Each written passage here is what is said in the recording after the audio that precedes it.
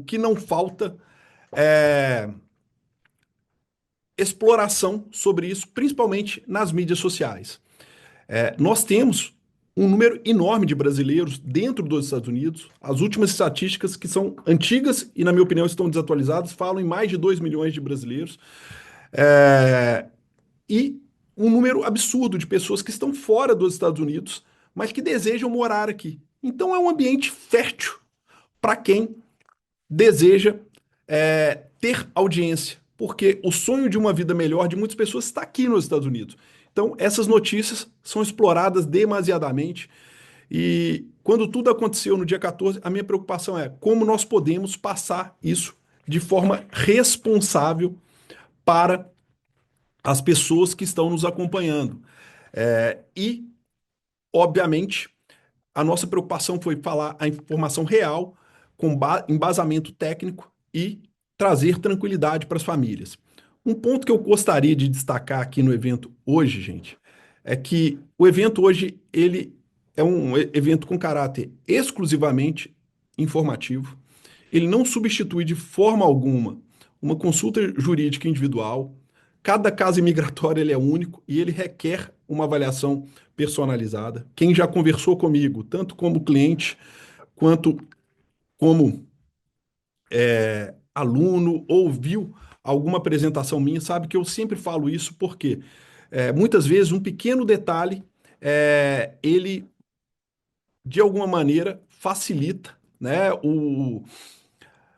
a abordagem do advogado. Ali você vê exatamente o que está acontecendo e isso naturalmente te oferece um caminho. Aqui nos Estados Unidos, nós temos hoje, com o advento do Gold Card, que trouxe 3 modalidades distintas, 190 tipos de vistos.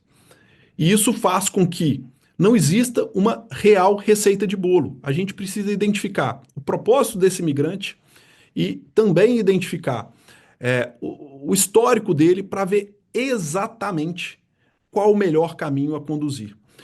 Então, as orientações que eu vou dar aqui são de natureza geral. No final, eu vou abrir para perguntas para que a gente possa naturalmente interagir. Agradeço todos aqui que falaram que o áudio estava legal e que a imagem estava legal.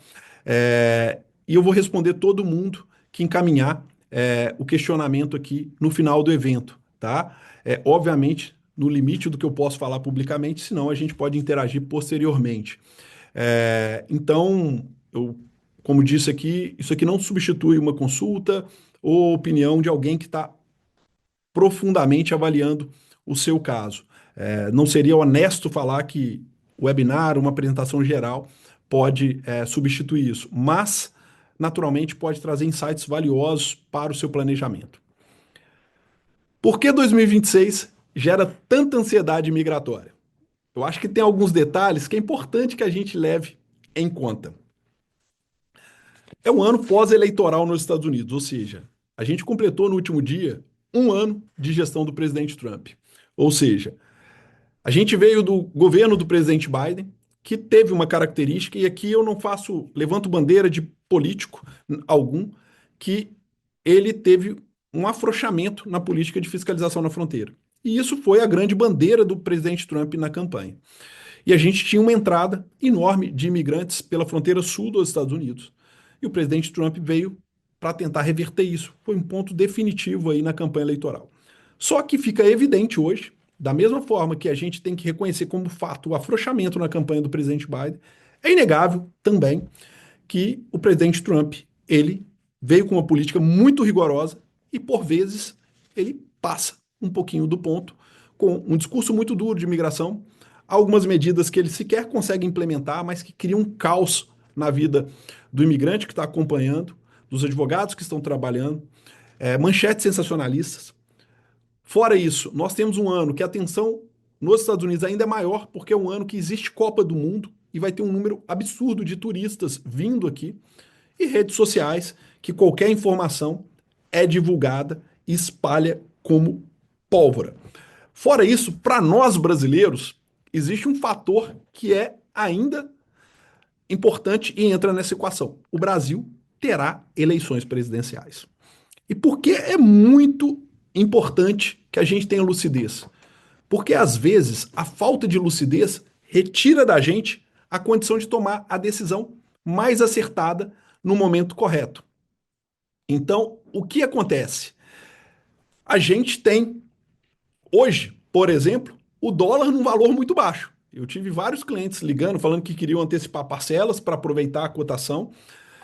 E muitas vezes o medo que é espalhado faz com que você perca a oportunidade. E eu falo que a parte emocional da nossa tomada de decisão, muitas vezes, ela é contrária à lógica do mercado. Normalmente, quem tem o hábito de investir em mercado de capitais sabe que quando todo mundo está fugindo, é a hora de entrar. Quando todo mundo está entrando, é a hora de sair. E o que acontece? Quando a gente tem algum movimento que ele cria um certo susto nas pessoas, há uma certa redução de casos. E, naturalmente, a avaliação migratória, as pessoas me perguntam, Vinícius, tal tipo de visto ficou mais difícil? Não, tem cota. E eles são aprovados normalmente. Por exemplo, o EB2 tem 40 mil. Todo ano aprova 40 mil. O que aconteceu ao longo do tempo? É que mais pessoas começaram a aplicar o visto. Então, os Estados Unidos, na hora de selecionar os seus 40 mil, ele fica numa posição muito mais confortável. Por quê? Ele tem uma oferta maior. E isso deixa ele em condições de querer elevar um pouquinho o sarrafo. Agora, o que acontece é justamente o contrário. E o que eu vejo é que muitas vezes o medo faz com que as pessoas não tomem a melhor decisão. Para mim, foi muito interessante, principalmente esse movimento depois do dia 14, e é que eu percebi que dessa vez, rapidamente as pessoas passaram a ter o real discernimento, né? E para a gente ter o real discernimento, a gente precisa entender exatamente, racionalmente, como as coisas funcionam e exatamente o que isso pode impactar. Um planejamento para mudar de país, gente, um planejamento migratório, ele nunca pode ser tomado com base em um fato circunstancial. Tem que ser algo maior. Por quê? Imagine um processo que leva aproximadamente 2 anos, em alguns casos até mais. Muitas notícias boas e ruins vão acontecer nesse momento. Se toda vez que tiver algo circunstancial, a gente fala, vou rever tudo, enfim, a gente certamente nunca conseguirá tomar uma decisão de longo prazo. E eu lembro que na semana passada eu respondi uma entrevista que foi muito interessante, eu não lembro exatamente o veículo. Na hora que eu expliquei todo o processo, me fizeram uma pergunta muito interessante, né, de como passar a realidade sem vender um falso otimismo, alguma coisa nesse sentido. E eu respondi exatamente o que eu estou falando para vocês, que quando você toma a decisão de mudar de país, é uma decisão muito importante para a sua vida, para a vida da sua família. E certamente, da sua tomada de decisão à conclusão do seu processo, diversas coisas e normas vão ter oscilações de interpretação, alterações políticas, porque é assim o mundo. O mundo, ele não é estático, ele é como uma nuvem, ele está movimentando a todo momento. Agora, a sua decisão tem que ser uma decisão maior para que você tenha a certeza de que você quer fazer esse movimento. Imigração dos Estados Unidos nunca vai acabar. Se a gente pegar os dados estatísticos que norteiam as informações econômicas dos Estados Unidos sobre a imigração, eles são extremamente impactantes. Eu gosto sempre de falar, né, alguns dados. Mais ou menos 16% da população dos Estados Unidos. Opa, eu vou ter só pedir que meu slide caiu aqui, pedir uma solicitação aqui para eu agora voltar a compartilhar com vocês. Voltou. 16% aproximadamente da população dos Estados Unidos é composta por imigrantes. Então, o que acontece? A gente tem um país que mais ou menos, né, um em cada 6, 7 pessoas que estão aqui são imigrantes. Quando a gente vai para a força de trabalho, é aproximadamente 20%, ou seja, um em cada 5 pessoas que trabalham nesse país são imigrantes. Então, dentro desse sentido, é importante frisar que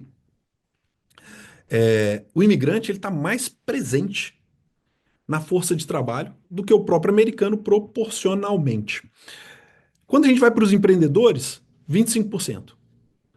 Quando a gente vai para a lista da Forbes, que são os 500 empreendedores mais bem-sucedidos nos Estados Unidos, os maiores bilionários, 46%.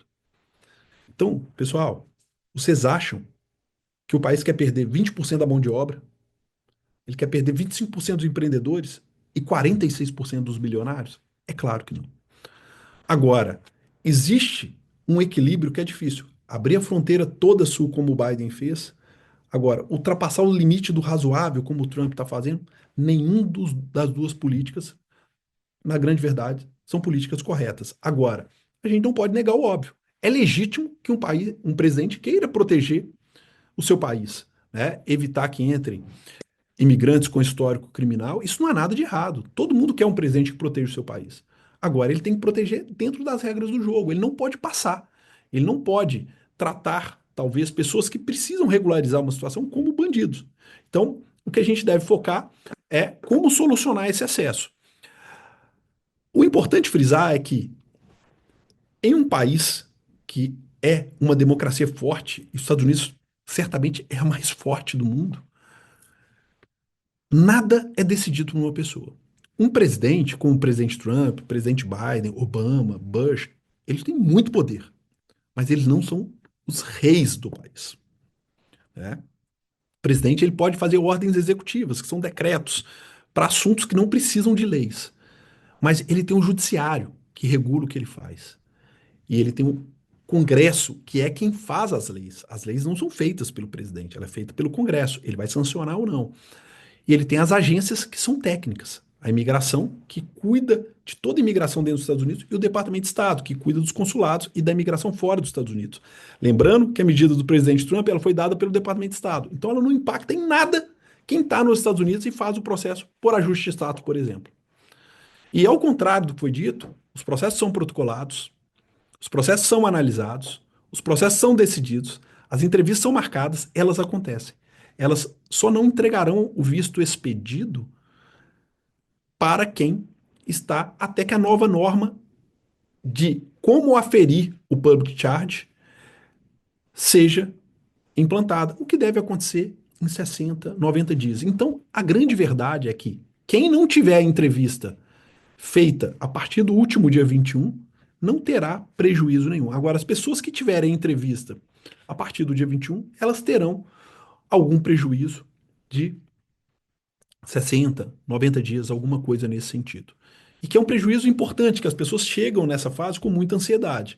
Mas que na hora que a gente olha um processo como um todo, que muitas vezes leva 2, às vezes 3 anos, não é algo que cria um colapso completo, né? Então é importante a gente é, pensar isso, até para que a gente não dê à situação uma importância maior do que ela tem. É algo que aconteceu, que é importante, mas o barulho que teve foi muito maior do que o que realmente aconteceu. E isso só aconteceu porque a comunicação feita pelo governo foi muito ruim, né? Foi uma comunicação que é, ele deixa vazar na Fox News, depois ele solta um Twitter e, naturalmente, isso só veio sair de forma correta à noite, quando o caos estava implantado na imprensa. Mas tanto é que a medida ela é uma medida que cria uma situação desagradável para quem está na fase bem no finalzinho do processo, mas não impacta os processos como um todo, que a grande maioria das pessoas, né, que tinham algum tipo de dúvida retomaram naturalmente os processos a todo vapor e a gente não sente hoje, com toda honestidade, nenhum impacto disso no dia a dia, no, no escritório. Vou aproveitar, eu vi que o Sérgio mandou uma pergunta aqui que está pendente, repetiu a questão do prazo nas entrevistas. O que acontece, Sérgio? Somente quem tem entrevista para visto de imigrante agendado a partir do dia 21 de janeiro que vai sentir algum atraso. Esse atraso, a gente acredita, pelas informações que foram divulgadas, que até o mês de abril tudo já deve estar normalizado. Vinícius, você tem certeza absoluta disso? Em imigração, ninguém tem certeza absoluta. Mas não faz sentido nenhum as entrevistas acontecerem, os passaportes ficaram ficarem devidamente retidos no consulado para emissão do visto, se isso fosse alongar demais. Tá bom?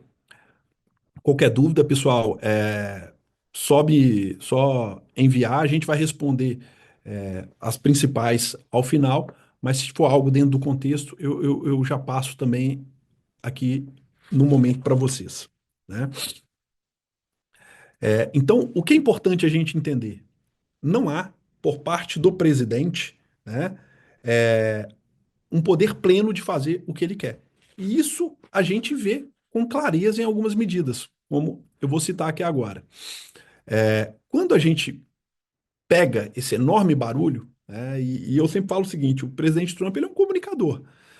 Às vezes a gente acha que a imprensa está falando mal dele, mas a grande verdade é a imprensa ela está falando o que ele quer. Ele quer criar a imagem de que ele é o xerifão da imigração, o implacável, ou seja, ele está, de alguma maneira, usando isso a seu favor, que ele quer passar a imagem. Eu sou o durão, isso, aquilo. Então, agora a gente precisa entender o que acontece, né? Tem o discurso de campanha, retórica política sem força legal, que serve para mobilizar bases, enfim, e movimentar as pessoas que é do interesse dele. Medidas administrativas que podem ser implementadas, mas são submetidas à revisão judicial e revogação e mudança de lei efetivamente aprovada. Sobre leis, nós não tivemos nenhum tipo de lei que de fato foi implementada. Agora, nós tivemos muito barulho. Vocês lembram quando Trump revogou o SEVES de Harvard? Que, ó, Harvard não pode emitir visto de estudante? Isso não durou quase nada. Por quê?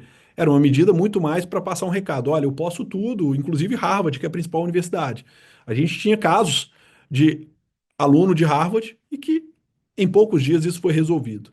Depois ele falou, ó, suspendi os vistos de estudante, igual ele fez agora. Em pouco tempo, também, ele regularizou a norma e voltou tudo. Só que, ao invés dele fazer isso administrativamente, com discrição, ele quer o barulho, ele quer o movimento. E isso é a grande diferença que a gente vê, né? Dele das gestões anteriores. Se tivesse feito de forma ordeira, ninguém estaria nem comentando isso, porque normas de aferição de public charge ou de aferição de NW, tudo isso está alterando a todo momento, né?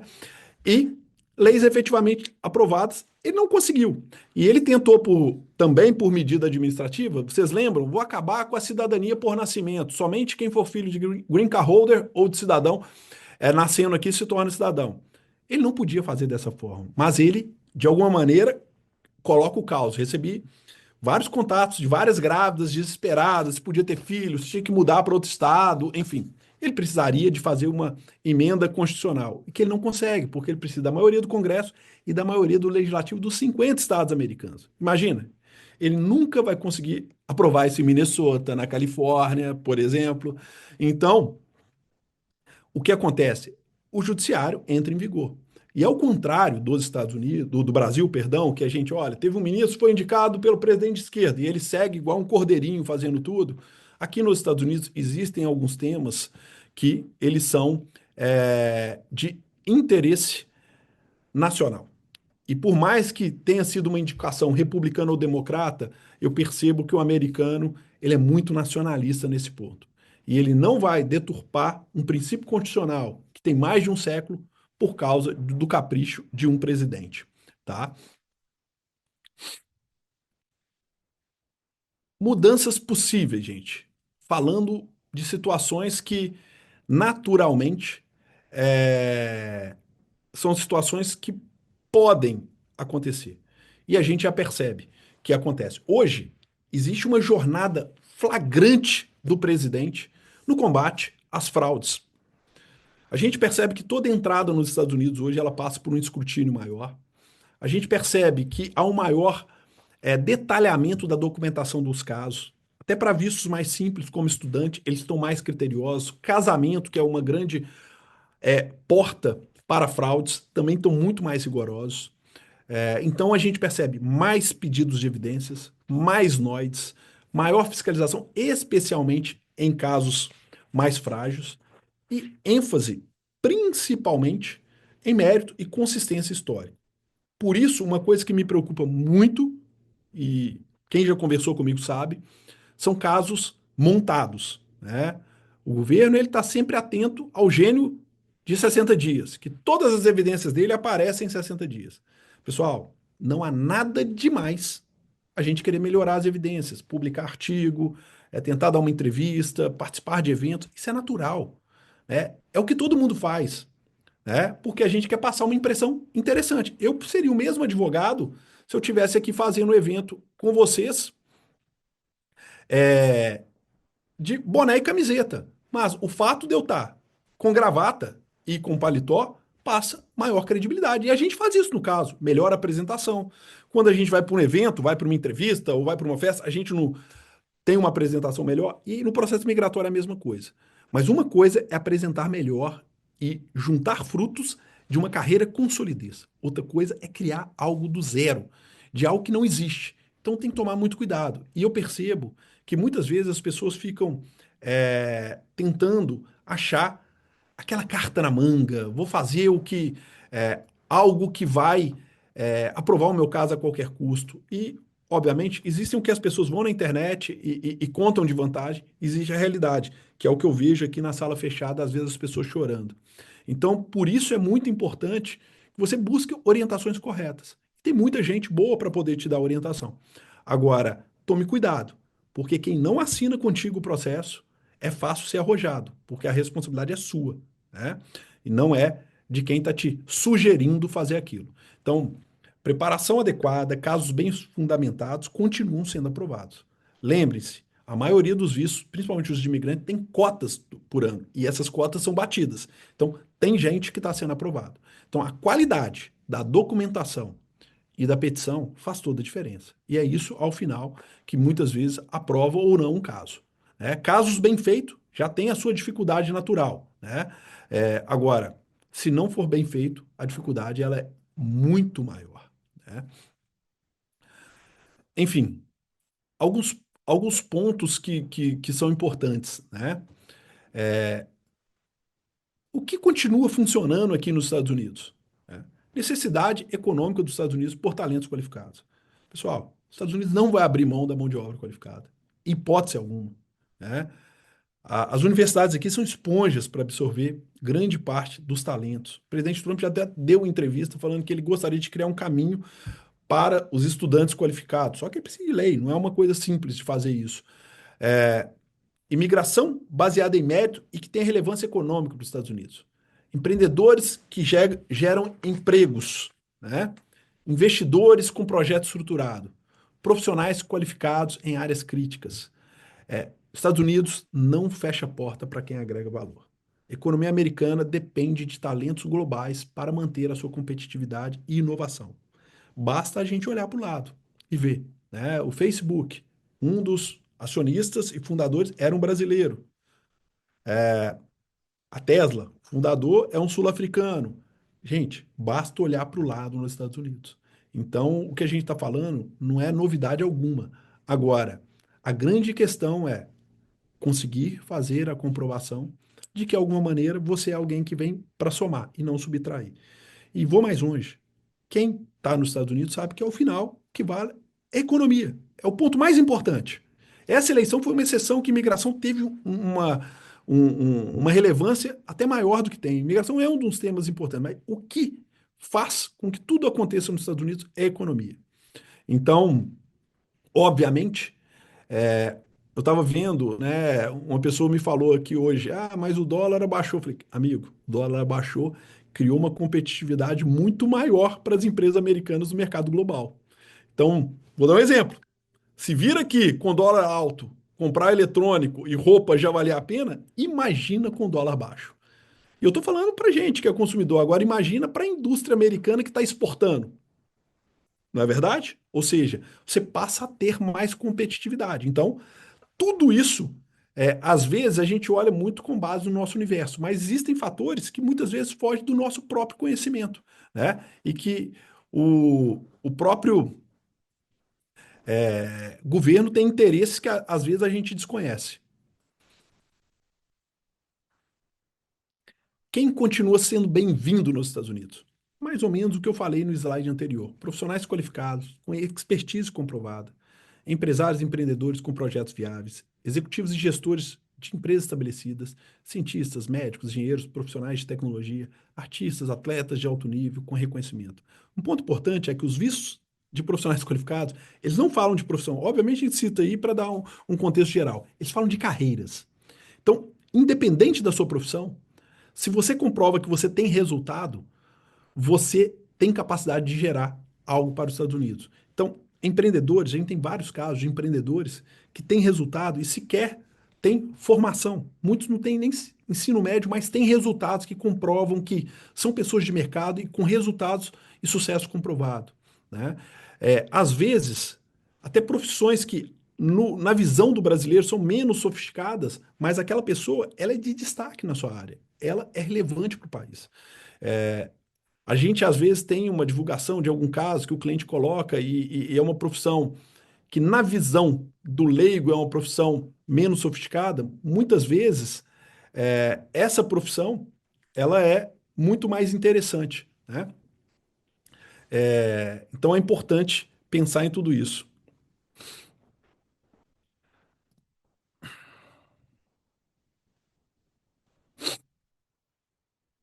Só pegar uma água aqui, gente.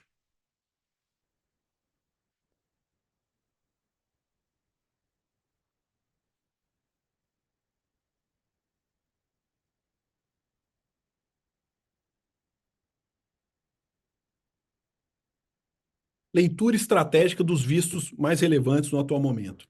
Vistos de mérito. EB1, O, EB2, NW. Análise mais profunda de qualificações e evidências de impacto, né? Então, não basta ter evidências que não tenham relevância de fato. Então, é importante que as evidências mostrem que você é um profissional que tem resultados importantes na sua área e que preencham aqueles requisitos. No caso de visto de estudante, necessidade de planejamento prévio e provas rigorosas, principalmente capacidade financeira e intuito de retornar ao país, ou seja, laços com o Brasil. É uma prova porque ela é importante. Porque, ao contrário dos outros, né, que você está falando que vai morar, o F, teoricamente, você voltaria. Os vistos de negócio, de maneira geral, né, que normalmente os de empreendedores. O E2, que é baseado na cidadania europeia, e o L. Exigência de substância real, investimento concreto e operações genuínas. Um mero business plan não é mais o suficiente. Essa é a verdade, né? Processos consulares. A gente percebe que pode ter algum gargalo operacional, principalmente logo que voltar a emissão dos vistos, porque vai ter acumulado durante um período, e maior escrutínio nas entrevistas. Nas entrevistas a gente percebe que o double check vem sendo com um rigor muito maior, tá? Pessoal, eu estou vendo as perguntas que eu estou recebendo aqui, tá? Mas vou deixar para o final para a gente já não atrasar. A gente já tem um probleminha técnico no início, eu não quero atrasar com vocês, né? E aí eu vou responder todas com toda atenção. Então, quem tiver perguntas, só nos enviar, tá? Quais são os erros que mais reprovam os casos, né?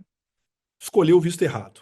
Às vezes eu vejo muita gente, vou no visto da moda, e esquece muitas vezes de alguns detalhes que são relevantes para comprovar as evidências.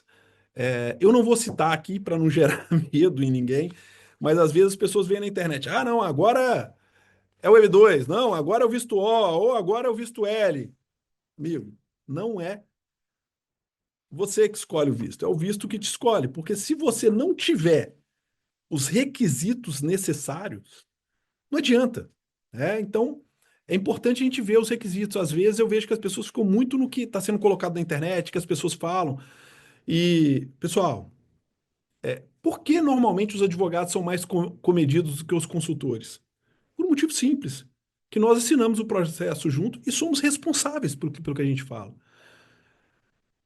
Algumas pessoas não têm responsabilidade nenhuma, né?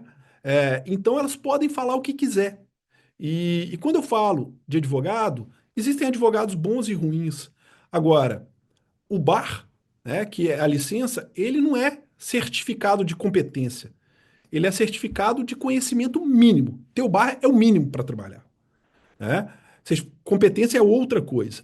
Agora, qualquer um nos Estados Unidos pode fazer o bar. Então, se a pessoa fala, eu sou um guru, sou isso, o cara sabe demais, é só ele fazer o bar. E passar que ele pode trabalhar com imigração. Tem estados que não precisa nem fazer curso de direito, como a Califórnia. Agora, se não tem, não tem como ser guru sem ter o conhecimento mínimo, tá? E o mais importante que eu acho, o advogado assina o processo com você. Ele está colocando a licença dele ali com responsabilidade. Se fraudar um documento, ele perde a licença. Então, tudo isso é uma segurança a mais que você tem. Momento de começar o processo de imigração. As pessoas me perguntam, a gente nunca sabe quando é um bom momento. Eu acho que o ponto-chave não é o momento de começar, é o momento que a sua decisão está tomada. Se a sua decisão de mudar de país está tomada, o melhor momento foi ontem. O segundo é hoje. Agora, se ela não está tomada, você não deve começar, porque mudar de país não é mudar de rua, não é mudar de cidade, tem uma série de impactos e você tem que estar preparado para isso, né? Alinhado na família. Agora, pode ser um dos capítulos mais bonitos da sua vida. Eu sempre sou muito confortável para falar sobre isso, porque o que a gente faz na Bicalho é exatamente o que eu fiz para minha vida. Eu também sou imigrante. E o que eu fiz para os meus negócios, né? Então, enfim, skin in the game, né? Ou seja, eu falo exatamente o que eu faço. Não estou falando, faça isso, mas eu não estou vivendo isso. E para mim foi algo extremamente importante, principalmente para minha família. Eu vejo que proporcionou para os meus filhos, para minha esposa, e eu falo o seguinte: para nós adultos tem ganhos e perdas. Na minha opinião, muito mais ganhos do que perdas. Mas para criança, para o adolescente e para o jovem, eu sou capaz de falar que são só ganhos. Então, o melhor momento é o momento mais rápido depois que você tomou a sua decisão. Tomei a decisão que isso para mim é saudável, é dar o pontapé inicial, até porque a jornada é longa. Tem documentação, tratamento da documentação, confecção do processo e depois toda espera da imigração. E a imigração, ela não vai acelerar porque você atrasou tomar a sua decisão. Enfim, assessorias não jurídicas, falo que o que a gente tem que entender é que nós somos responsáveis pelas nossas escolhas. Então, às vezes, eu converso com as pessoas e eu vejo as pessoas falando, não, fui vítima disso, fui enganado. Poxa, mas você não checou o mínimo, né? Então, assim, eu lamento muito quando eu vejo algumas histórias, algumas absurdas, e todo dia eu escuto. Inclusive, minha última reunião antes de entrar no webinar foi de um caso trágico, de uma pessoa que foi enganada por um advogado e por uma consultoria. Agora, algumas questões existem responsabilidades que são nossas, ou seja, a gente que faz algumas escolhas. Nós não somos passageiros da nossa vida. Nós somos o capitão, o piloto da nossa vida. Então a gente pode até errar em algumas escolhas, mas a gente não pode se colocar como se tudo que acontecesse a gente não tivesse responsabilidade, tá? Outro erro importante é não alinhar a imigração com a carreira. A gente tem que aproveitar os pontos altos da sua carreira, os pontos fortes, o que você fez, e conectar isso no processo. E, além disso, esquecer do planejamento global. Além da imigração, tem outras coisas. Já verificou onde vai ser interessante para você morar? Já pode conversar com corretores? Já avaliou algumas questões tributárias que você pode fazer? Inclusive, a Bicalha é o único escritório que dá uma orientação tributária dentro dos processos migratórios. Isso é cláusula padrão do nosso contrato. Não substitui o trabalho do contador, mas a gente dá um direcionamento até baseado na expertise que o nosso escritório tem no Brasil, que trata justamente de questões tributárias e planejamento patrimonial. Então a gente dá essa orientação como cortesia. E a gente está preparando um lançamento que é algo que vai ser também diferente no mercado, que além dessa questão tributária, a gente vai ter um produto específico para quem já está aqui nos Estados Unidos, a questão previdenciária. Muitas vezes você pode aposentar, tanto nos Estados Unidos quanto no Brasil. Aí a gente muitas vezes não pensa nisso, acha que é lá na frente, né? Mas eu falo que o tempo vai passar de toda maneira. Então, se você tomar as decisões corretas, fizer o seu planejamento, o seu futuro, principalmente a sua senioridade, vai ser mais tranquilo. Então, muito em breve, vocês vão me ver falando sobre isso, tá? E vou conectar com um profissional do nosso escritório que vai fazer esse trabalho e vai ajudar muito. Então, tudo isso é muito importante. E o que eu vejo, obviamente, existem negativas que são do jogo. Ninguém ganha tudo, isso.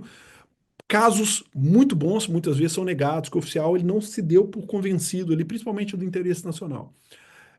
Mas muitas negativas poderiam ser evitadas se a verdade fosse colocada na mesa. né? E eu vejo que, às vezes, algumas ilusões, elas criam algumas percepções e que eliminam a responsabilidade de todos ali que estão envolvidos, né? Ponto importante, né? Eu brinco que 2026 não é um ano de decidir, é o ano de colher, né? É o ano de você já colher frutos das suas decisões. Casos fortes são construídos ao longo do tempo, gente. Não é algo que você faz do dia para a noite. Então, se a gente tiver em algum momento que ter um conflito, todo mundo também me conhece, principalmente os que são clientes, entre velocidade e qualidade, não há nenhuma dúvida que a gente vai optar pelo segundo, pela qualidade. O importante é a gente vencer. Histórico profissional não se cria da noite para o dia.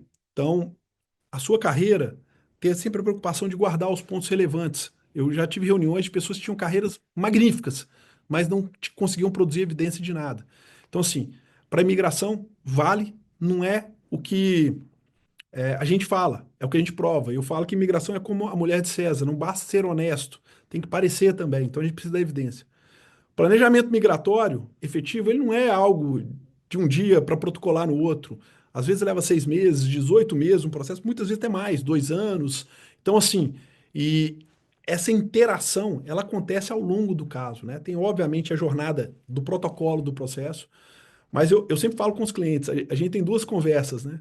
Uma conversa que é como advogado, que é o que eu posso ajudar no processo migratório, e outra que ela vai além disso, né? Uma conversa entre imigrantes sobre as experiências que eu tive, as experiências que eu vejo, né, na minha vida aqui como imigrante e também no meu escritório. E às vezes essa conversa ela traz insights valiosos, né? Quem se antecipa enfrenta menos obstáculo e estresse, né? Porque o seu atraso, a imigração não tem nada a ver com isso, né? E o americano, a grande diferença dele para o brasileiro é que nós brasileiros temos uma capacidade de improviso grande, e do americano é procedimento. Então, um vem antes do dois, que vem antes do três, que vem antes do quatro.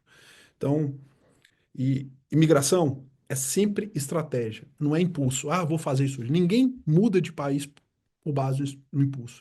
Então, decisões precipitadas levam a escolhas erradas, documentação inadequada e chances reduzidas de aprovação. Eu sempre faço analogia, quem também já conversou comigo, talvez vá ser repetitivo, imigração com aviação. Fazendo tudo certo, se você pega um voo, você tem alguns riscos. Fazendo tudo errado, você tem muitos riscos, né?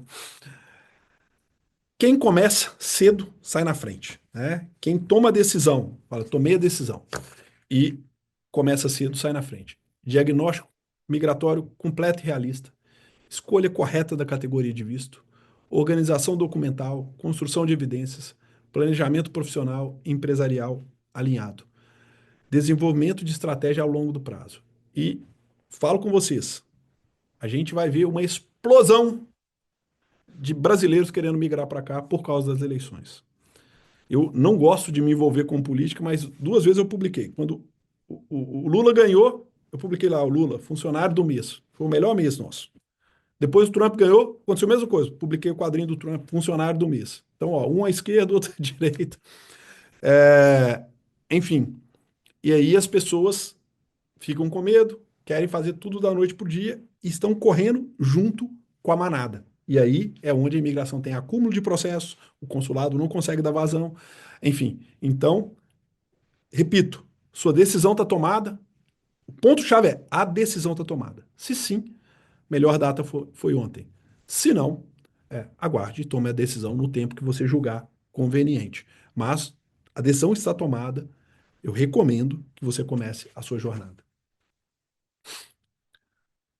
Algumas perguntas, eu falei, quando eu fiz esse slide, eu falei, cara, antes de você tomar alguma decisão, quais são as perguntas que eu me faria no momento quando eu resolvi aplicar o meu caso lá atrás? Respondendo honestamente, porque às vezes a gente quer tanto uma coisa que a gente se auto-boicota, né? Meu perfil é realmente elegível para a categoria pretendida? Depois que você teve a explicação, entendeu tudo com clareza? É uma pergunta que você deve responder honestamente. Estou considerando o visto correto para minha aplicação? ou alguém falou o que eu queria ouvir. Pessoal, vou falar com toda honestidade. Eu acho que talvez a Bicário seja o escritório que proporcionalmente mais aplica EB1 comparado com EB2. Mas o que eu vi de pessoas falando que algumas pessoas se encaixavam em EB1 e não tem a menor base foi absurdo. Só que na hora que fala isso, se o cliente não tem maldade, ele é ludibriado, né? Então, assim, na hora que você tem a explicação correta do visto, o visto que você está aplicando é o correto mesmo? O meu projeto, ele tem, de fato, chances de ser sustentável e viável nos Estados Unidos, ou o que eu estou falando é uma viagem na maionese? O meu histórico profissional, ele ajuda ou atrapalha a minha petição? Estou sendo bem assessorado por profissionais de fato qualificados? Quem está me assessorando tem licença? Tem boa reputação? É uma pessoa que eu posso confiar? O futuro da minha família? Respostas honestas a essas perguntas determinam, sem dúvida alguma, o sucesso de um processo migratório. Eu não tenho dúvida alguma disso. Alguns pontos que você deve levantar o que a gente chama de red flag aqui nos Estados Unidos. E lá em Minas, né, minha terra, a gente fala que quando a esmola é demais, até o santo desconfia. Se parece fácil demais, gente, é mentira. Visto garantido. Nenhum advogado pode fazer promessa. Você já viu algum médico que vai entrar numa cirurgia? Fala, olha, não tem chance de ter complicação? Não é, não é. Assim como não é o médico que decide se alguém permanece vivo ou não, né? Existe algo maior do que isso. Não é o advogado que garante o sucesso do processo. O processo de sucesso sustenta num tripé. Cliente com bons documentos, boas informações, um time jurídico que vai contar a sua história de uma maneira impecável, sem templates, ou seja, de forma única, e um oficial que vai se encantar com isso. A gente não controla essa terceira variável. Imigração é uma área complexa, e alguns falam, não precisa de advogado. Pessoal, legal. É, mas essa pessoa faz uma declaração de que ela mesma que fez o seu caso, que ela é responsável por tudo que está colocado ali, e que ela tem conhecimento, vocês não têm noção do que a gente vê. E eu tenho muito cuidado para falar isso, porque eu detesto ficar parecendo que a gente quer uma reserva de mercado, alguma coisa nesse sentido. Mas a gente tem livre-arbítrio para tudo. Se você vai cortar seu cabelo, você não precisa de um barbeiro, você pode cortar em casa. Se você vai fazer maquiagem, fazer sua unha, você não precisa ir numa manicure, né? Você pode também fazer em casa. Aqui nos Estados Unidos vende até equipamento para fazer obturação de dente. Você não precisa ir no dentista. Agora, a gente paga pelo conhecimento, porque o que a gente faz bem, gente, é o que a gente faz repetidamente. E quem trabalha comigo, e alguns clientes já ouviram, não existe caso especial ou prioritário na Bicalho. A gente vai fazer todo o caso do jeito que a gente faz todos os casos, sem pedir nada especial, porque o que a gente faz todo dia repetidamente é o melhor. E os que trabalham comigo viram, eu fiz já caso da minha irmã, nunca pedi que tivesse um tratamento especial aqui dentro. Seguiu o mesmo fluxo. Por quê?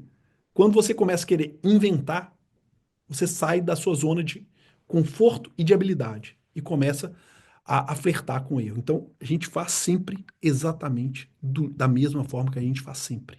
Ou seja, repetidamente o que a gente faz, analisando as circunstâncias especiais, seguindo o protocolo de revisão de cada uma das etapas, porque o que a gente faz repetidamente é o que a gente faz melhor. Todo mundo consegue. O caso do amigo. O caso do amigo ele é terrível, porque o amigo conta só as pingas que ele toma, nunca conta os tombos que ele leva. Então eu conheço vários amigos que falam na internet que tudo deu certo e que é até inadmissível nos Estados Unidos. E que tem removal proceeding correndo, mas ele se vende como algo bem interessante. Então, promessas irrealistas levam expectativas frustradas, dinheiro perdido e oportunidades desperdiçadas. Essa é a grande verdade. Então, se a esmola é demais, até o santo desconfia. O que a gente faz na Bicalho, gente?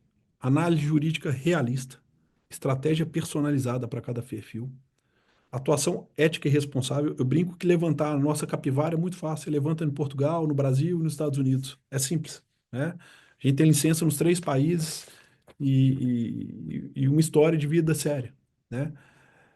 Planejamento migratório integrado com objetivo de vida e carreira. O propósito é estudar, propósito é investir, é empreender, é trabalhar. Isso é importante. E eu sempre falo que a missão nossa não tem nada sofisticado. É poder almoçar em qualquer restaurante aqui de Orlando, onde eu vivo. E as pessoas que aqui vivem sabem que eu frequento normalmente os restaurantes. Se eu tiver um cliente, eu tenho que ir lá e cumprimentá-lo, na certeza que a gente, dentro das nossas possibilidades, está entregando o melhor. Enfim, qual que é o próximo passo para quem quer alguma avaliação? Marcar uma consulta estratégica individual com o nosso time.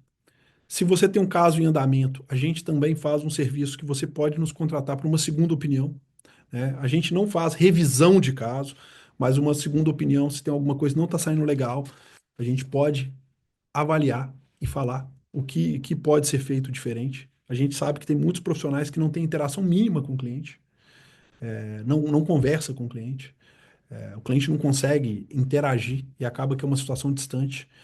Então, é uma possibilidade. E um diagnóstico migratório completo, né? Às vezes é fim de linha, gente, para pessoas que estão numa situação extremamente delicada. E o que eu vejo, lamentavelmente, é que muitas vezes existem pessoas que não têm coragem de ter conversa difícil. Vendem ilusão, atrás de ilusão, até que chega uma situação incontornável. Então, é importante ver esse diagnóstico de forma completa, né? Informação é o primeiro passo, estratégia jurídica é o que muda o jogo, né? Você pegar o que você sabe, conhece e colocar isso em ação de fato no seu caso. Eu queria agradecer a todos vocês e pedir aqui desculpa pelo atraso. Houve um problema no link e acabou que a gente estava entrando no o sistema, gerou um link novo para a gente que ia apresentar. Eu vou responder aqui as perguntas à medida que elas chegaram e se tiver mais alguma é só enviar, tá bom?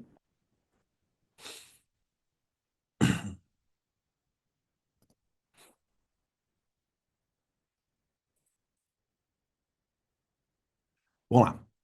Pergunta aqui, Vinícius, primeiramente, boa noite. Um prazer estar aqui aprendendo com você. Você chegou a comentar no início da sua fala sobre preocupação no que tange aos eventos que os Estados Unidos irão sediar nos próximos anos. Sendo assim, na sua visão, qual o impacto dessas políticas no soft power e na reputação dos Estados Unidos, especialmente em eventos globais como Copa de 2026 e Olimpíadas de 2028, que depende de fluxo internacional? A pressão internacional pode ter impacto nas políticas migratórias atuais? Pessoal, aqui não está o nome, então não vou poder falar o seu nome, mas a minha visão é que isso não impacta em nada nas políticas migratórias americanas. É, alguns são mais novos, e eu já publiquei uma postagem uma vez falando sobre a Copa de 94. O Maradona teve o visto negado, e depois, porque ele tinha feito uso de cocaína e era público, que conseguiram fazer a prova, que ele não estava mais usando drogas, diante das circunstâncias, deram visto para ele. E depois ele foi, inclusive, eliminado da Copa por doping. Então, infelizmente ou felizmente, esses eventos, na minha opinião, a influência será zero. O governo americano tem políticas muito rígidas com relação a isso, até porque hoje, 55% do mercado migratório mundial está nos Estados Unidos, ou seja, mais da metade do mercado global. E eu não vejo o governo americano flexibilizando por isso. Ele vai tentar, obviamente, como um país capitalista, aprovar o maior número de vistos de turistas, especialmente para pessoas que vão vir aqui e não vão criar nenhum tipo de problema, tá? Enfim, vamos lá. Próximo aqui. Outra. Peraí, foi a mesma. Fernando fez uma pergunta. É, é fato que a Flórida tem sido um alvo de brasileiros para a imigração. vendo essa avalanche de brasileiros contando suas histórias e dizendo que vão para a Flórida agregar nos Estados Unidos, não, não está se convencendo muito e está negando muitos vistos. Procede esse sentimento da imigração e esses resultados? Vale a pena sair do estado da moda? Isso aumentaria as chances de aprovação de visto? Fernando, eu não vejo essa influência para o estado da Flórida. Eu vou te falar por quê, tá? É, primeiro que imigração é um tema federal. Então, o que acontece? Como é um tema federal, tecnicamente, quando o visto é aprovado, você pode ir para onde quiser. Obviamente, se você pegar uma zona que tem um foco específico para sua área, pode ter um impacto positivo. Mas a Flórida, ela tem um dado estatístico que é impactante. Se a Flórida fosse um país, ela teria uma economia mais ou menos similar à do Brasil. Como ela não é, né, um país, a gente não pode divulgar isso exclusivamente a Flórida. Mas, fazendo esse recorte, o que acontece? Hoje o mundo todo tem como maior parceiro comercial a China. A Flórida da China é o segundo lugar, o maior é o Brasil. Então ter players do Brasil para fomentar o maior parceiro comercial da Flórida é hiper interessante. Então eu não vejo isso como problema. Na minha opinião, sabe qual que é o grande problema, Fernando? Imagine se você tem uma empresa, vai contratar uma recepcionista, você tem duas candidatas para a vaga. Você contrata a que tem a melhor apresentação, que vai acolher mais os clientes. Agora, se você tem 40 candidatos, você vai começar a exigir mais. O que está acontecendo é que a gente está tendo uma procura maior dos vistos.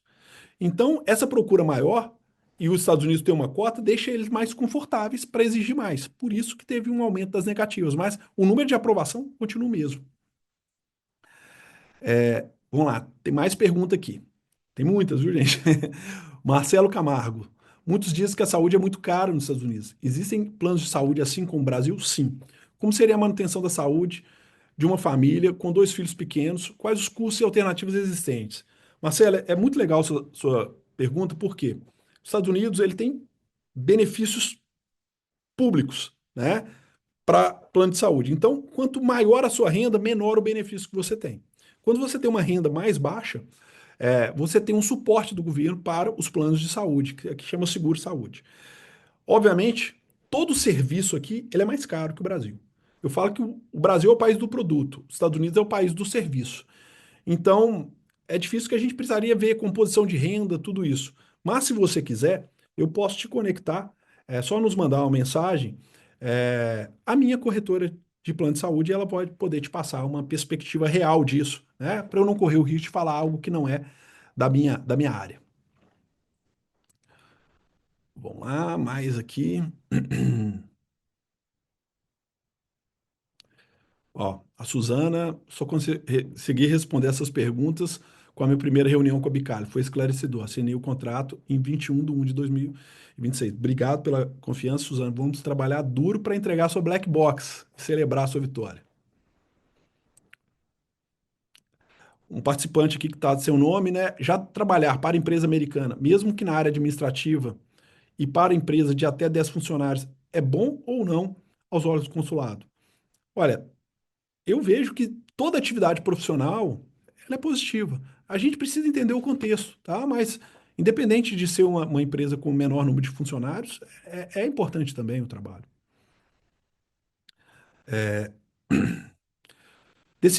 Sandra Rodrigues, decidimos mês passado fazer essa mudança com consciência. Então você sugere da entrada daqui a 6 meses e nesse intervalo ir planejando? Não entendi. Não foi isso que eu falei.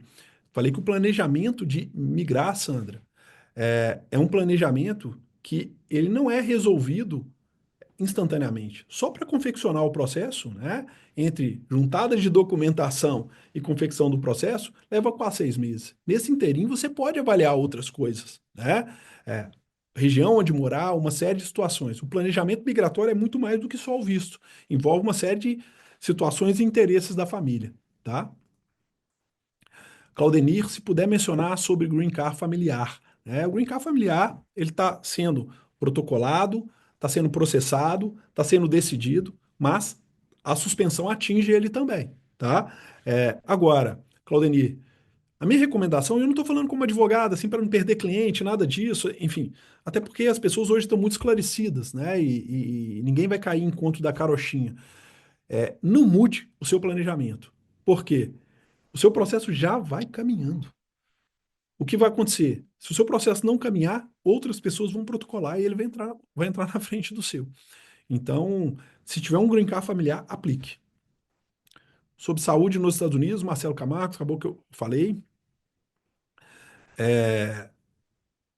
Ainda é possível. Outra pergunta: ainda é possível ir com F1 enquanto morar lá, fazer o processo para o green card? Totalmente possível, tá? Tem que só é, ficar atento que você vai ter status de F1, ou seja, o seu status vai ter que estar alinhado com o seu visto, tá? Ou seja, as atividades também alinhadas com ele. A Fabiana Fornes, meu filho está se formando na faculdade aí nos Estados Unidos.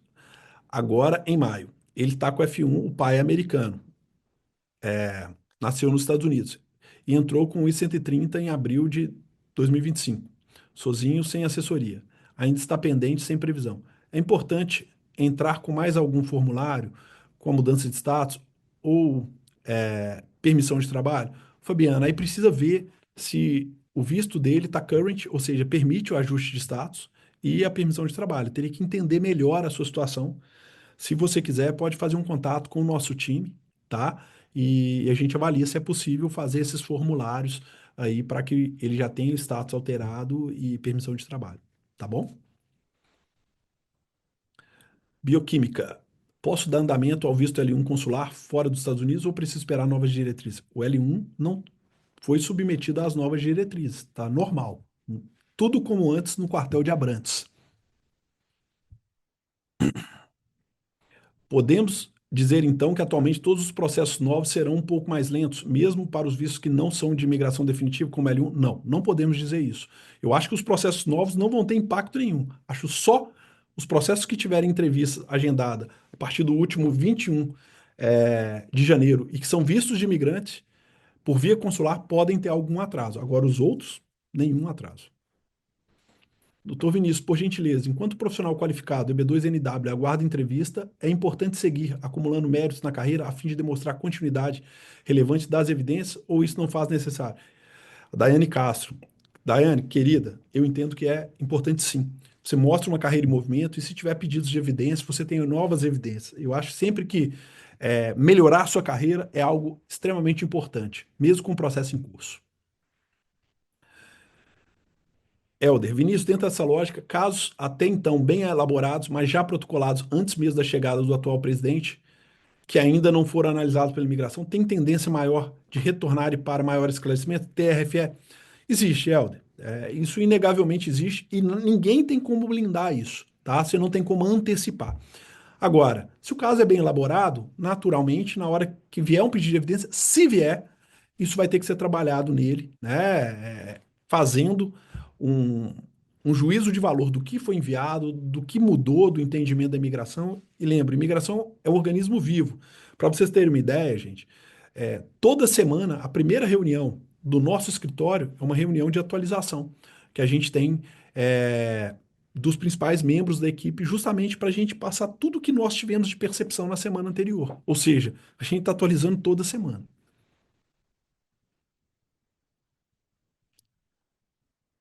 A Renata, colega nossa aqui da Bicalho, imigração de vistos familiares pode sofrer alteração significativa? Não vejo.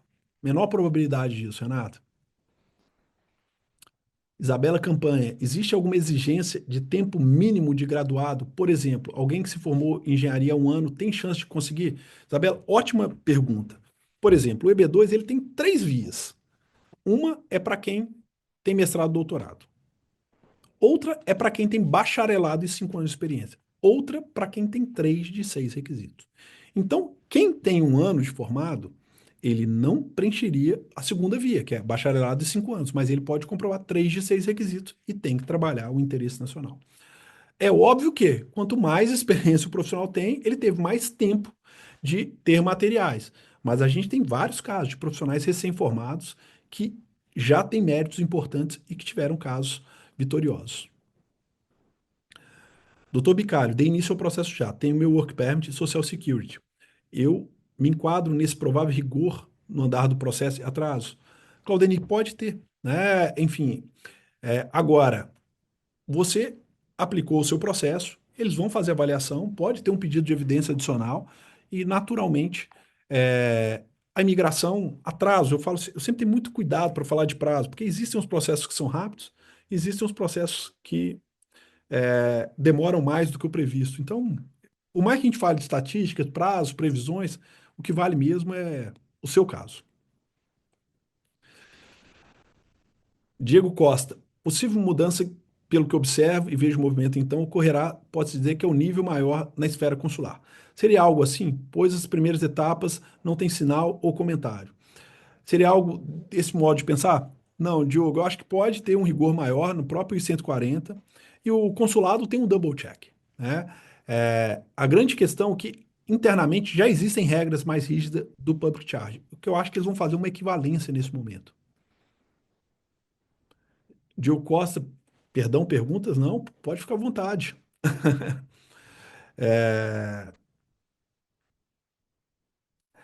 Já há algum tempo, nos últimos 6 meses, venho recebendo informação a cada 60 dias que o meu caso permanecerá no NVC até que seja agendada a entrevista. Isso é normal, porque tem um acervo de processo, mas mostra que o caso está bem posicionado na fila. Luiz Roberto, boa noite. Como está funcionando a concessão de vistos para trabalhar? Minha filha está estudando em Miami, no final do ano, tem interesse em trabalhar nos Estados Unidos legalmente. Luiz, eu convido ela a fazer a avaliação migratória, tá? Tem no nosso site, tem nas nossas redes sociais, e vocês vão receber um e-mail do nosso time. Ela responde, a gente avalia o perfil e indica o melhor visto e convida ela para uma entrevista.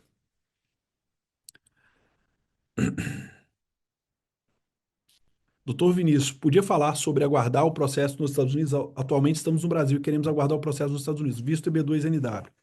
Olha, para aguardar nos Estados Unidos, Matheus, você precisa ter o seu processo com data de prioridade disponível e estar nos Estados Unidos, ter entrado nos Estados Unidos.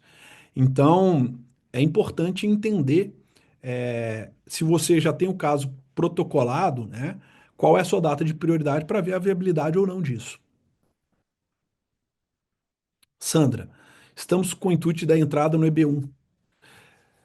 Já tivemos a primeira reunião com a Mila e seria melhor para ver aguardar as novas diretrizes? Olha, as novas diretrizes, Sandra, elas não são novas leis, porque o Trump não pode criar uma lei para o Brasil e manter, por exemplo, a Itália ou a Argentina.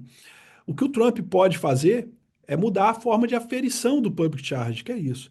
E eu vou mais longe. Cliente de EB1 não é cliente que normalmente o public charge é o problema, tá? Enfim, public charge é mais problemático em vistos familiares, quando você tem um sponsor, né? E em vistos onde há profissionais menos qualificados. Então, eu não vejo algo que possa mudar o seu planejamento. Eu repito o que eu falei. Se a sua decisão de mudar está tomada, a melhor data foi ontem, porque novas mudanças vão acontecer no curso do seu processo e, enfim, e o tempo passa.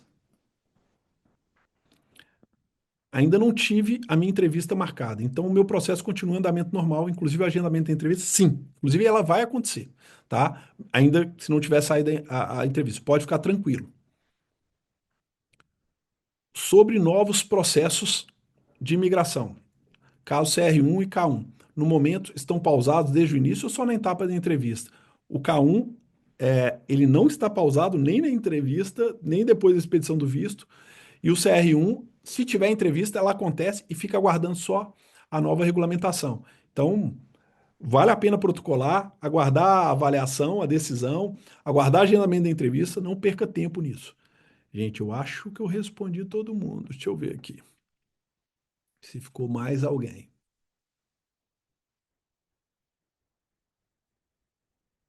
Não, tem mais algumas aqui. Vamos lá.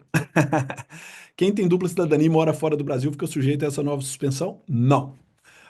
Quem tem a dupla cidadania pode apresentar ela e no momento da entrevista e não está sujeito à suspensão. Iremos aplicar agora em março com vocês. Fomos super bem atendidos pela Renata. Tenho hoje visto L1 com 25 anos de carreira em multinacional. Kátia, não só a Renata, como todo o nosso time, eu falo que uma das coisas que sem demagogia alguma, que eu acho mais legal na Bicalha é que, além de grandes profissionais, são excelentes pessoas. A gente tem prazer de interagir com os nossos colegas de bicário. Então, enfim, a Renata é realmente espetacular, assim como as outras pessoas do nosso time. Moro no Canadá e uma empresa quer fazer meu EB3 profissional. Qual o tempo médio desse processamento? O EB3 tem duas fases: o Label Certification, mais ou menos 1 ano e meio, e depois o processo mesmo do EB3. Tem que ver se ele já tem o Label Certification. Um EB3 hoje está demorando algo em torno de 3, 4 anos se não tem Label Certification. Boa noite. Já tenho contrato com o escritório, estou preocupado com o meu próprio currículo, pois não consigo comprovar várias informações. É, as cartas das pessoas que trabalharam comigo conseguem preencher essas lacunas? Depende das lacunas, Sandro. Agora, um ponto importante é: ninguém tem todas as evidências, tá? Eu sempre falo que o processo a gente tem algumas ondas emocionais. A primeira é quando está terminando a documentação. A gente fala, cara, eu não tenho tudo. Ninguém tem tudo. Você pegar ali, ninguém preenche tudo. Então, fique tranquilo com relação a isso. E a segunda onda de estresse é depois que o seu visto é aprovado e a entrevista não chega. Essa é maior ainda, tá?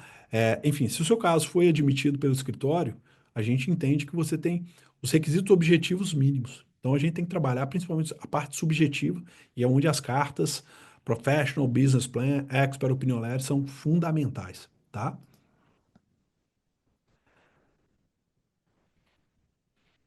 Karina, então, o que de fato vai acontecer é um atraso maior para a emissão de Green Card? Sim, para quem teve entrevista a partir de 21 de janeiro. As pessoas devem ter um atraso aí de 60 a 90 dias. Eu não acredito que quem não tenha entrevista a partir dessa data vá ter atraso, Karina. É minha expectativa, tá? Me chamo Mauro Azevedo, entrei pelo Zoom da minha esposa, Kátia. Ô, Kátia, então, desculpa, não é você, é o Mauro. Perdão, Mauro. Marcelo, Nantes, você acredita que casos de pedido de green card por laço familiar, né, filho patrocinando o pai, pode sofrer mudança na velocidade do processamento?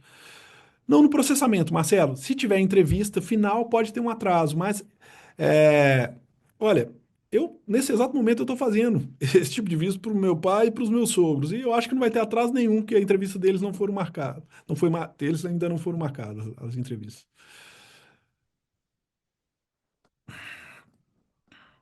A Sandra fala que não era EB1, EB2, NW. Sandra, a mesma coisa, são vistos profissionais qualificados. Normalmente não são esses vistos que trazem esse tipo de preocupação para a imigração. Fabiano Zanzin, quais são os riscos e benefícios de fazer ajuste de status em paralelo ao processo de EB1A? E em quais situações o ajuste de status antecipado não é recomendado, mesmo que sendo legalmente possível? Ótima pergunta, Fabiano. O benefício do ajuste de status é você poder morar antes nos Estados Unidos e poder trabalhar antes recebendo o seu work permit, a partir do momento que recebe ele. Quais são os riscos? Fabiano, eu nunca recomendo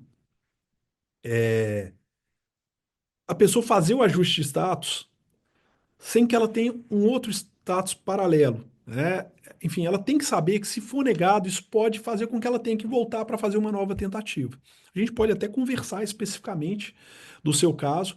Agora, existe uma estratégia que ela é muito acertada para quem está interessado em fazer isso. Por exemplo, um caso de B1A, como você disse, fazer a aplicação e pagar o Premium Processing. Se foi aprovado, aí sim fazer o ajuste de status. Você tem uma margem de risco muito pequena nesse caso. Então, tem formas de não eliminar risco, né? A gente tem risco a todo momento na vida, mas a gente pode mitigar isso. A gente pode conversar do seu caso, né? Até porque seu caso é um caso com excelentes possibilidades, né? Um caso muito forte.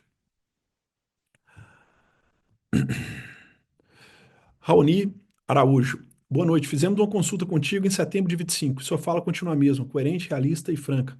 Sou advogado especialista em planejamento previdenciário e meu esposo está levando a empresa de macarrões para Orlando. Nossas dúvidas foram sanadas na sua fala. Em breve conversaremos novamente. Um abraço, obrigado, Manuela. É, Manuela, eu que agradeço pelas palavras, querido, que nós pudermos ajudar, independente da contratação, conte conosco. Iris, quem já teve o EB2 negado tem maior chance de negativa em um novo processo? Iris, ótima pergunta. Não. Existem dois tipos de negativa. Olha, uma, eu entendo que os requisitos não foram preenchidos, ou eu entendo que não comprovou o NW. O que ele está falando, eu não me dei por convencido, mas você pode protocolar de novo. Agora, existe uma outra. Olha, foi negado porque eu identifiquei prática de crime, atividades ilegais, aí você não tem admissibilidade. Aí essa não tem jeito. Então, a negativa por situações contornáveis, ela não contamina o seu novo processo. Isso é muito importante, tá? Boa noite. Depois dessa apresentação, não sobrou nenhuma dúvida. Oh, que bom, parabéns, a Liliana falou. Não tem como, escolher a bicalha, escolher tranquilidade e confiança. Obrigado, Liliana, pelas palavras. Juliano, boa noite. Você tem alguma estatística de sucesso no aceite do EB2 aplicado pela sua empresa durante período de tempo? Sim, a gente tem, Juliano. Olha só, uma estatística real de EB2 de um escritório de primeira linha é 80%. Qualquer um que falar além disso está mentindo. Ah, é 99, é 99,5%. Gente, é mentira. 99% é exame de DNA, é certeza. Então, saber que um bom caso de EB2 tem 20% de chance negativa é honesto. Você tem que entrar no processo sabendo desse risco. Quem falar mais do que isso está mentindo, tá? E aí cabe o cliente decidir se ele quer ir com quem fala verdade ou com quem fala mentira. Eu, honestamente, se alguém fala isso para mim, eu falo que é mentira sem nenhum tipo de cerimônia, porque, poxa, a pessoa não tem vergonha de mentir para a gente e eu vou ter vergonha de falar com ele, né? Quem tem que ter vergonha é quem está sendo desonesto, não é quem está sendo honesto.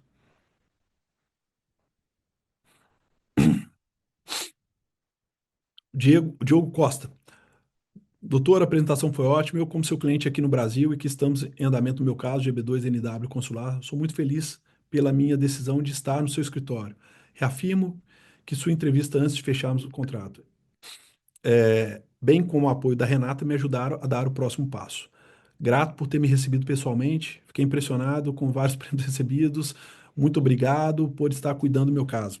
Obrigado você, Diogo. Eu falo que o maior prêmio é o cliente ter, de fato, a confiança de colocar nas nossas mãos uma parte importante do futuro da sua família, né? Então, assim, a gente não tem como garantir o sucesso, né? Que foi o que eu falei assim, mas a gente não pode perder a noção da responsabilidade que a gente carrega, tá? E a gente sabe disso, né? Enfim, se colocar um pouco no lugar do cliente. Fernanda Freitas, boa noite, doutor Bicário. Primeiramente, obrigado por esse esclarecimento. É um prazer estar aqui. Uma dúvida. Em relação ao double check, né? Como está a rigidez de aprovação na aprovação aqui no Brasil, quando aplicado o visto daqui? Fernanda, vou te falar honestamente, a gente não tem um histórico de problemas das entrevistas consulares, os casos da Bicalha. E falo sem demagogia, a gente olha para ver se não tem documentos que possam dar dupla interpretação, nada disso. Agora, a gente percebe que os oficiais estão exigindo um pouquinho mais de preparo na entrevista. E a gente faz essa preparação normalmente 1, 2 semanas antes da entrevista. Não faz antes para não fazer com que vocês comecem a ficar estressados com isso. Mas eu falo que um caso aprovado, o cliente tem toda a condição de sustentar na entrevista. Um caso sólido, tá? E a gente tem condição de fazer isso juntos e chegar forte na entrevista. Que não colocou nome, mas obrigado pela apresentação e esclarecimentos. Gostaria de ir aos Estados Unidos para morar com a minha família. Eu, esposo, 42 anos, filhos 12, 10 e 5 anos. Já fiz algumas análises, respondi análises antes com outros escritórios de imigração. Sou engenheiro, controle de automação. Minha ideia é investir em imóveis e em empresas já estabelecidas de americanos que estão se aposentando na minha área, por exemplo. Qual o caminho? Olha, tem vários. A gente vai precisar de ver se vai por uma via empresarial ou esse seu plano de investimento pode ser um plano de continuidade da sua carreira. Pode dar tanto visto de habilidades quanto por outra via. O que eu te convido é fazer a nossa avaliação migratória. Lá a gente vai identificar a melhor via para você. E você e sua esposa, pela idade, têm uma idade ótima, né? Estão numa idade produtiva ainda. Agora, esse é o maior legado que você pode deixar para os seus filhos, né? Eu tenho dois filhos, os meus filhos vieram em idades muito parecidas com os seus, e foi a melhor coisa que aconteceu para eles.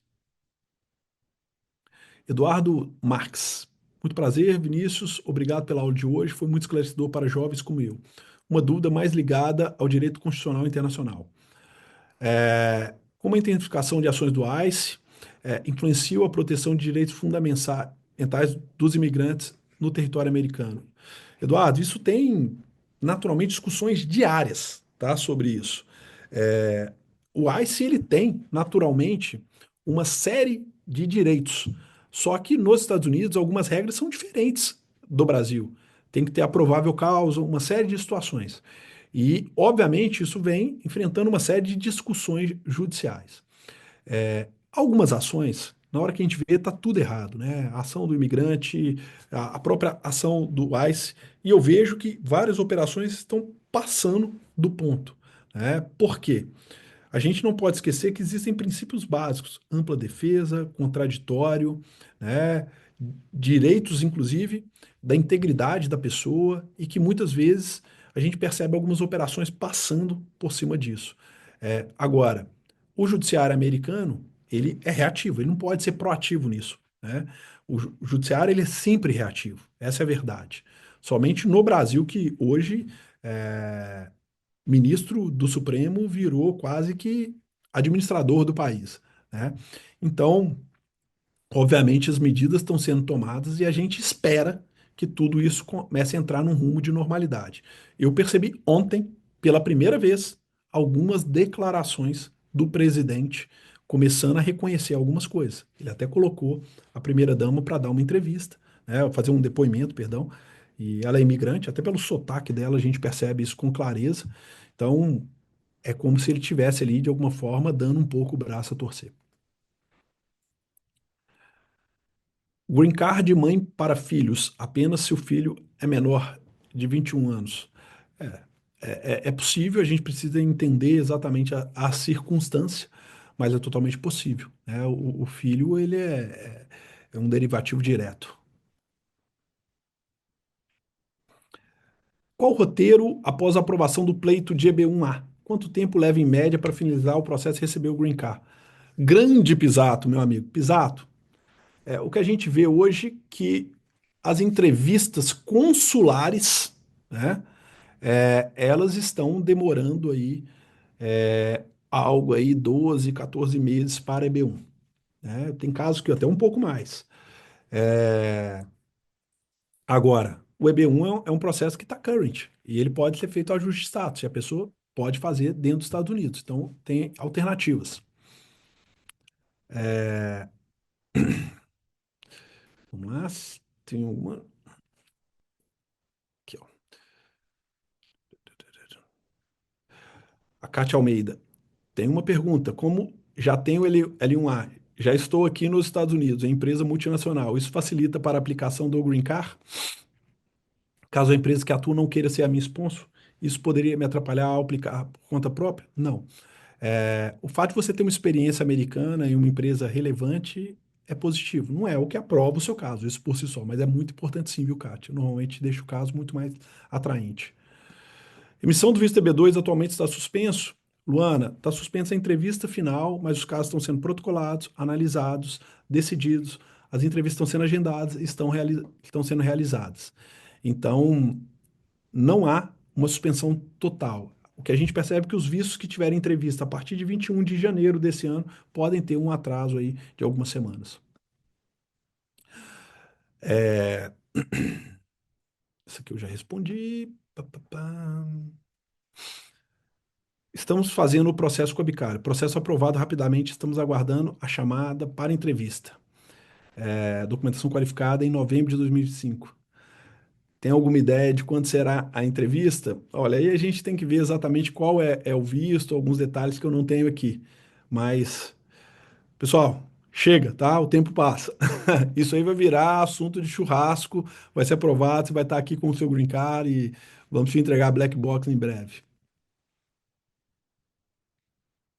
Como é possível lidar com erros cometidos pela imigração, com falhas na análise do caso, demora excessiva nas respostas? Medidas legais e administrativas são eficazes? A gente precisa avaliar exatamente o que está acontecendo. Existem recursos, alguns remédios, e ver se isso faz sentido. Existem processos através da imigração, como inquiry, ombudsman.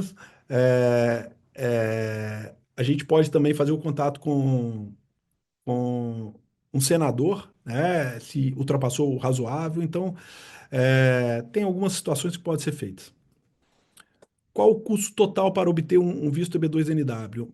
Você gasta entre tradução, credential evaluation, expert opinion letter, professional business plan, enfim, todos os gastos com o processo, advogado, US$ 20.000 mais as taxas.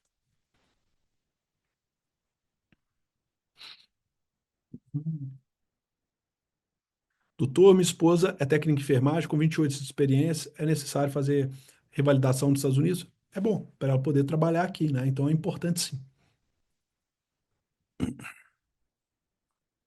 Doutor Bicalho, sou advogado aqui no Brasil, isso atrapalha algo caso eu fosse como dependente do meu marido que irá com F1? Prejudica algo na nossa análise? Ele está se formando este ano em engenharia de produção e iremos ano que vem com visto estudante para dar sequência ao estudo dele nos Estados Unidos. Posteriormente, darei sequência nos meus estudos para atuar na minha profissão nos Estados Unidos. Não vejo problema nenhum, Letícia. Boa noite, esse é o Bruno. Tenho 21 anos, agora entrei com I-30 com 20 anos. Há um ano, estou aqui nos Estados Unidos com F1. Entrar com 485 agora agiliza o meu processo de I-130.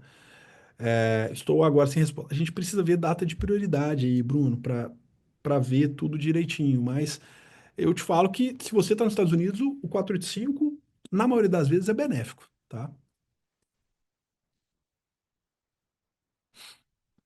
Isso aqui. Marcelo, estou em processo de realocação pela empresa que trabalho, mas o RH está emperrando o processo por conta dessa notícia do Trump. Seria um L1. Por que motivo eles estão fazendo isso? Marcelo, isso é uma desculpa administrativa. Legalmente não tem fundamento nenhum. Sérgio Sarro, obrigado, Sérgio. Você foi o primeiro a me falar que estava ouvindo bem, tá? Na hora, eu estava muito preocupado com o atraso e não te agradeci. Obrigado pela gentileza, amigo. Parabéns a toda a equipe Picalho. Estou preenchendo meu questionário mais tarde para amanhã analisarem. Talita, o fato de trabalhar para a empresa chinesa pode ser um entrave? Não acredito, Talita. O escritório traduz os documentos que temos que enviar. A tradução está incluída no valor do processo. Kelly, existe visto de estudante com work permit para estudante e cônjuge? Kelly, tem alguns vistos de estudante que eles geram, né, work permit, não são todos. Normalmente quando tem CPT, OPT, aí tem que ver isso com mais propriedade. Não são todos, são alguns poucos, tá?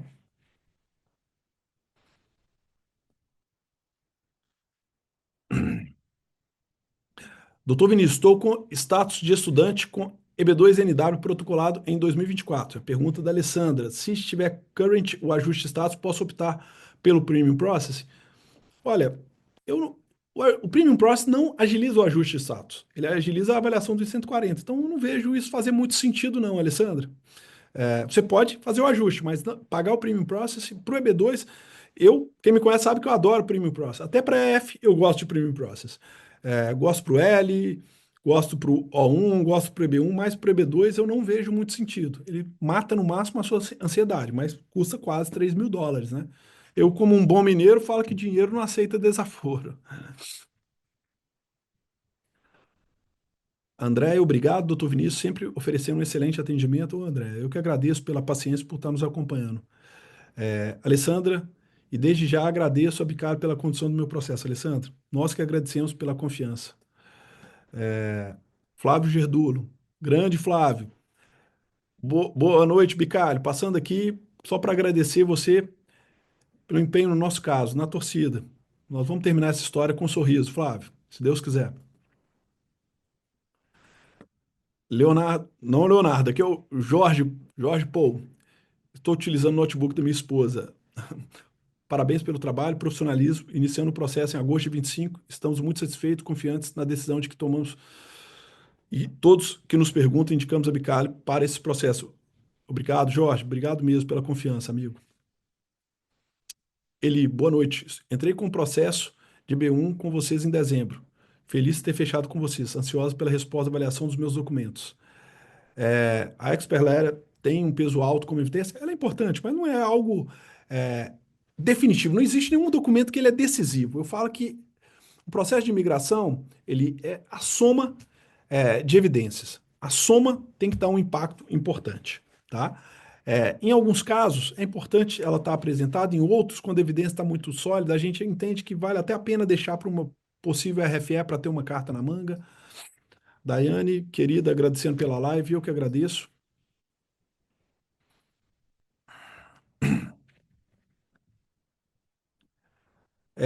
Aplicações para EB1A dentro dessa nova realidade estão impactando de alguma forma diferente que ainda não possa ter sido comentado? Não, Sérgio, não vejo isso.